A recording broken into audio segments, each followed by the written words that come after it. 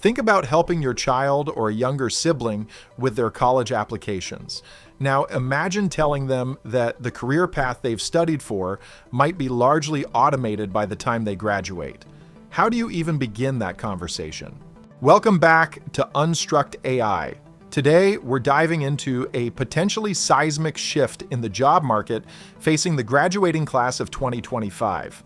Reports are surfacing that AI is rapidly encroaching on entry-level positions, leading to a bleak outlook for many new graduates.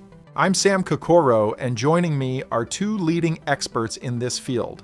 Jordan Singh, a research scientist specializing in AI and its economic impact, and Alex Chen, a senior market analyst with a focus on emerging technologies. Welcome both.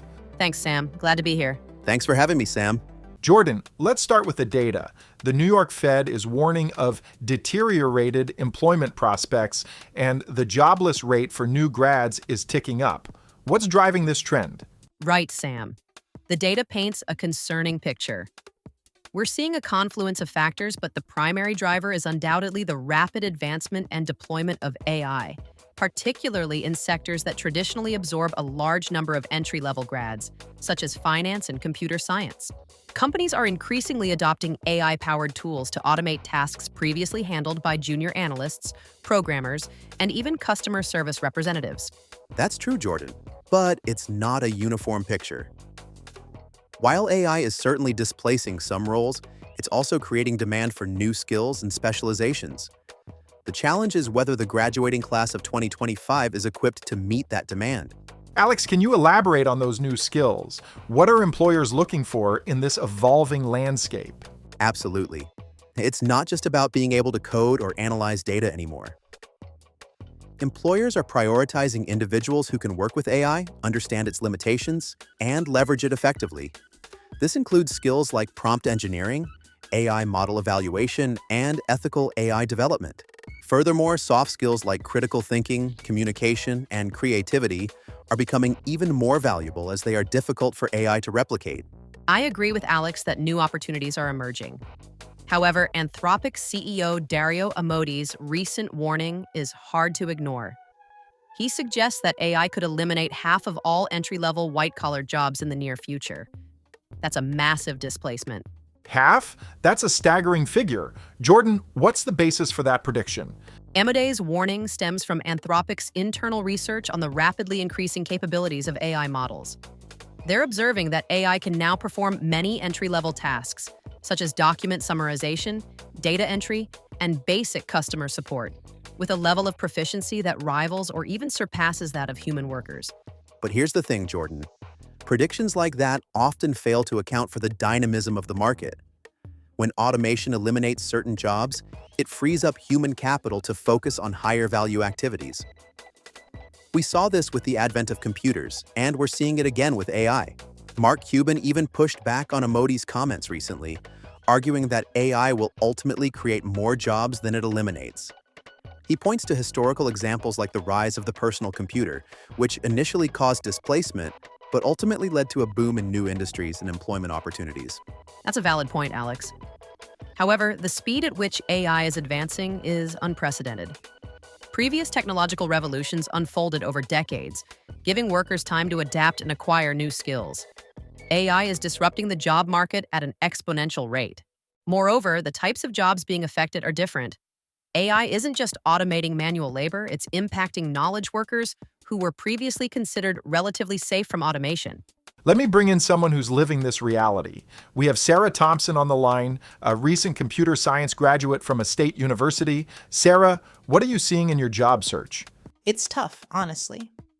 I've applied to dozens of positions, and I'm constantly hearing that they're looking for candidates with AI experience, even for entry-level roles. But my university didn't really focus on AI, so I feel like I'm already behind. And it's not just about technical skills. A lot of companies seem to be hesitant to hire junior developers because they can now use AI tools to automate a lot of the basic coding tasks. Sarah, that's a valuable perspective.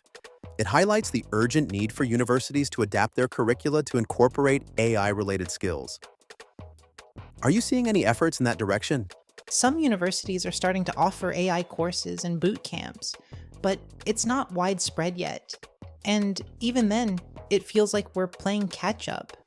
The technology is evolving so fast that what we learn in the classroom might be outdated by the time we graduate. That's precisely the challenge. The education system needs to be more agile and responsive to the changing demands of the job market. We need to equip students with the skills and knowledge they need to thrive in an AI-driven world. So, what can the class of 2025 do to navigate this uncertainty? What concrete steps can they take to improve their employment prospects? First, embrace lifelong learning. Don't rely solely on your formal education. Take online courses, attend workshops, and experiment with AI tools on your own. The key is to stay ahead of the curve and continuously update your skills. Second, focus on developing skills that complement AI, such as critical thinking, problem-solving, creativity, and communication. These are the skills that will differentiate you from AI and make you a valuable asset to any organization. Third, network, network, network. Attend industry events, connect with professionals on LinkedIn, and build relationships with people who are working in the fields you're interested in. Networking can open doors to opportunities you might not otherwise find. I agree with Alex. Additionally, consider focusing on specialized niches within AI. For example, if you're interested in finance, you could specialize in AI-powered fraud detection or algorithmic trading. By becoming an expert in a specific area, you can increase your value to employers. Also, don't underestimate the importance of internships and personal projects. These experiences can give you a competitive edge and demonstrate your skills to potential employers.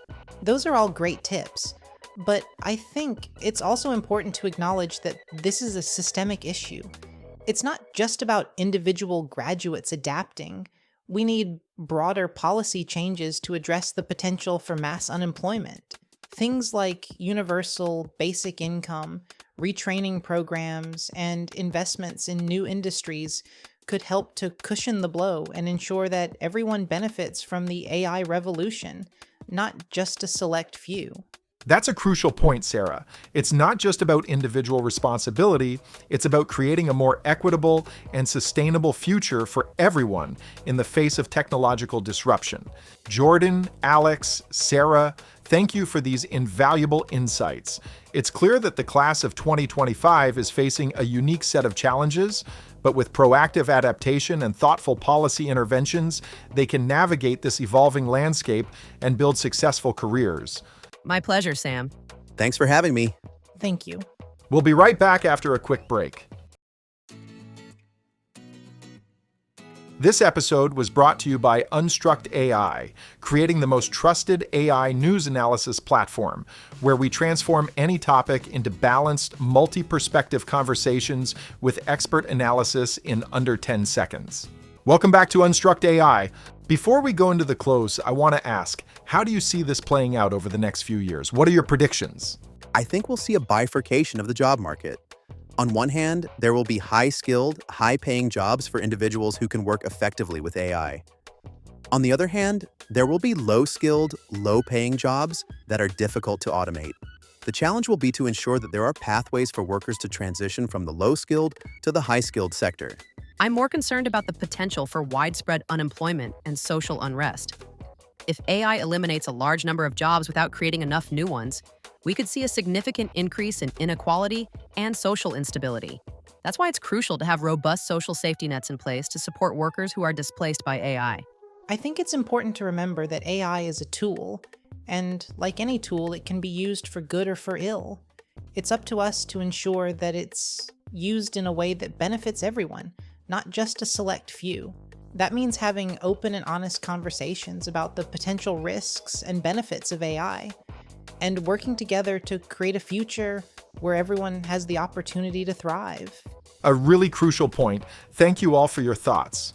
That's all the time we have for today. It's clear that the rise of AI presents both opportunities and challenges for the graduating class of 2025. The key is to be proactive, adaptable, and focused on developing skills that complement AI. And please share this episode with anyone who might find it helpful, especially students and young professionals. Thanks for listening, and join us next time for another insightful conversation on Unstruct AI. Until then, stay informed and stay curious.